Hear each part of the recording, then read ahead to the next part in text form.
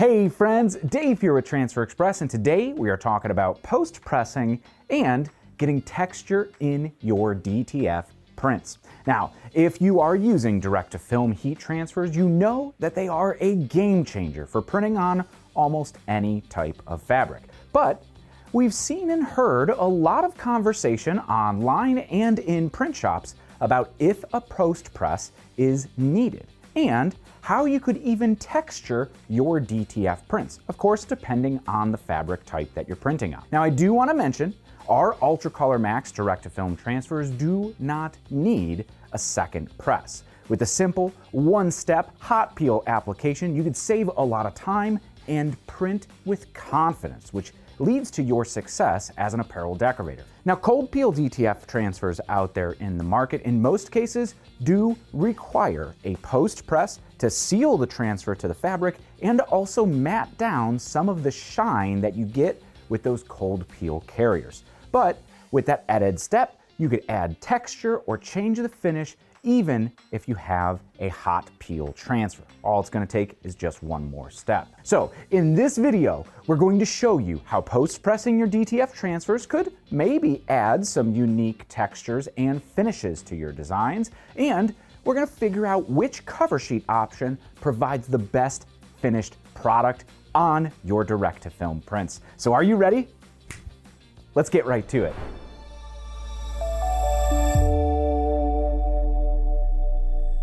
Now today we're going to be covering a variety of cover sheets like craft paper, the Stahl's flexible application pad, canvas, and one out of the box that we see being used quite often is actually skateboard grip tape to create some different finishes and effects with DTF. Now whether you are looking for just a matte finish, a textured feel, or something completely custom, post-pressing can make your DTF transfers pop. Now, before we get into our experiment here, I do want to mention, while cover sheets are great for protection and many decorators use them for heat-sensitive applications, they do block some heat. Now that's why we're not really advising them to use them on the first press with DTF or screen printed transfers. Now when the full amount of heat is needed to bond the adhesive in those transfers to the fabric, using a cover sheet can definitely prevent the transfer from adhering properly. So always press your transfers without a cover sheet in the first press here with direct-to-film to ensure that you're getting the full heat and pressure needed for a perfect print. Now in some cases of heat-sensitive fabric application, using the correct cover sheet is key, but that's a topic for another video. Now there are several different cover sheet materials that you can use, of course depending on your specific needs. Now the first is going to be parchment paper or butcher paper. Now this is a budget-friendly option that works well for occasional use. Now it's going to provide basic protection but isn't nearly as durable for long-term pressing, as any wrinkles that develop in the paper are going to show up on your print. Now it is similar to the paper cover sheets like I have right here that you could pick up at transferexpress.com, or you'll see these included with some transfers.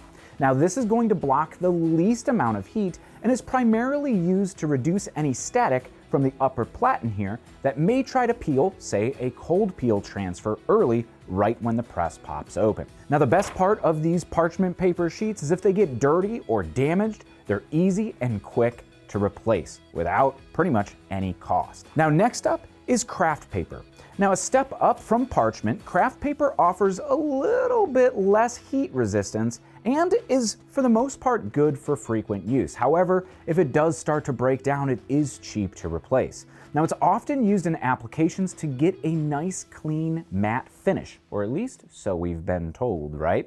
It's also very, very similar to the first paper option, so please watch those wrinkles. Next up is going to be the silicone application pads. The most advanced option, these silicone pads, like this Stahl's flexible application pad that I have right here, provides excellent heat protection and pressure management, making them especially useful for sensitive applications. Of course, with a few modifiers to your application. If you want, you could even use this like we're going to use today for imprinting this subtle texture on your heat transfers. It's almost like a screen printing screen where it's very, very fine. But like I mentioned earlier, depending on the specific cover sheet that you have, these silicone sheets could block up to 20 to 40 degrees of heat from reaching your transfer on that first press. So please be careful using them, but they are incredible tools to have on hand.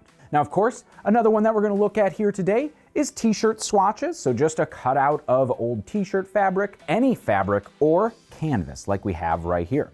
Now, if you're looking to put the fabric texture in your print, this is a great option with one caveat. Some heat transfer types, looking at you screen printed transfers, might actually risk the transfer adhering to this fabric when you cover that print. Now that's typically something we're not going to have an issue with here today, printing our UltraColor Max direct-to-film transfers, but please take caution with any other transfer type other than, say, like a heat transfer vinyl or direct-to-film. Now, a non-standard, kind of out-of-the-box cover sheet is going to be a textured surface like skateboard grip tape or sandpaper. This is skateboard grip tape that we have here. It's just cut off the roll. Now, these textured surfaces have risen in popularity with the explosion of direct-to-film and that, well, plastic or paper-like feel many low-cost DTF transfers out there do have. Now, we're going to find out here in just a minute if this one makes DTF look any different. Now, for our experiment here today, we are going to go ahead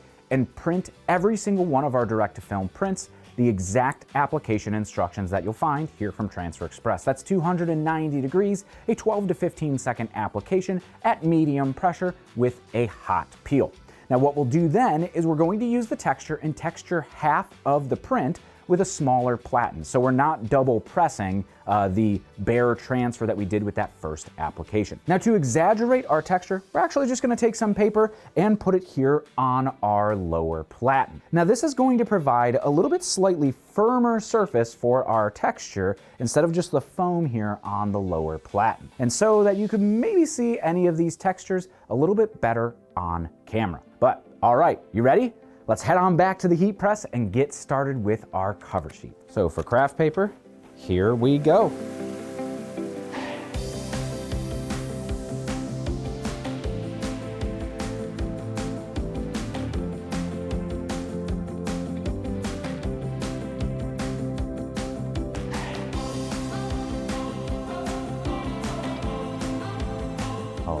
Definitely got an interesting texture on that one. Let's take a closer look. All right, with them all laid out on the table here, I think we've got some really interesting results. So let's start first with our craft paper here. Now, we did see a little bit more fabric texture coming through, but the hand feel really isn't changed all too much from the unpressed sample. Now, one thing though for sure is that this craft paper really knocks down any of the kind of gloss. It's very matte. Now, this isn't necessarily a glossy transfer in the first place, but you do kind of have that maybe like a satin kind of matte finish, and here it is a matte finish, especially on the white.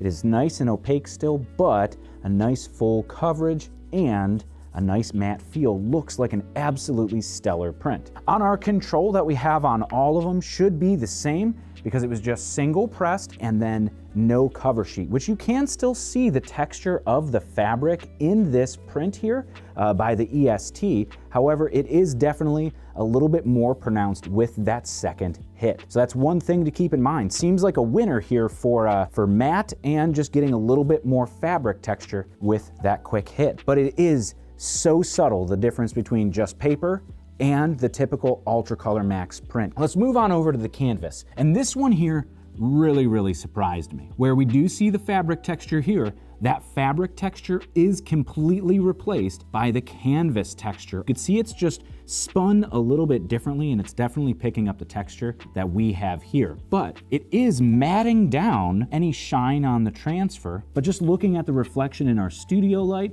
we have much less light refraction, and that could be caused by the texture we have here. So there's just less of like a flat surface area to reflect it. This looks awesome and absolutely feels incredible. All right, right, now we're on our flexible application pad, and while we have a texture almost identical to how the canvas looked, now this one here looking a lot finer, like a screen printing screen and not necessarily a fabric texture. This is looking like to mimic almost that 110 screen printing screen mesh size. So it is noticeable, but it's not like super, super fine. And it does have like a really, really nice texture into it as well. Of course, the matteness here maybe isn't quite as matte as the canvas or just the craft paper, although I do think it does make just a slight difference where we just have the fine kind of imprint of the fabric here versus that mesh on top that does decrease any of that light refraction on that. Still feels absolutely incredible. Now here we've got the skateboard grip tape, the one I was the most interested to see, and this one looks, well, like ink. There's little perforations and we've definitely lost opacity poking those kind of holes in our print here. You could see right where it's white, and then you could see maybe a little bit of the blue coming through here. I definitely don't think it's dye migration. It's our eye playing tricks on us because we do kind of have this little dot pattern now real fine in our print. The same here with the yellow, but it definitely is matte and it sits into the fibers of the shirt. Definitely doesn't feel like it's sitting on top. Feels really good, nice, smooth, and pliable. Man, that almost feels identical to a screen print. I was liking that canvas one, but this skateboard grip tape actually looks really, really good. Definitely looks like a traditional screen print more so than a digital print. All right, well, let us know if you are interested in seeing some wash testing on these and if any of these results may change down the road once we start washing and drying them. Now, if we get enough comments below, we're definitely going to get the washer going and get a video up for you guys. Now, are you using Coversheets? Do you have any different results than what we saw here today? Maybe a preference or a tip of your own? Share them down in the comments section below. We love to keep the conversation going with apparel decorators, hobbyists, and small business owners just like you.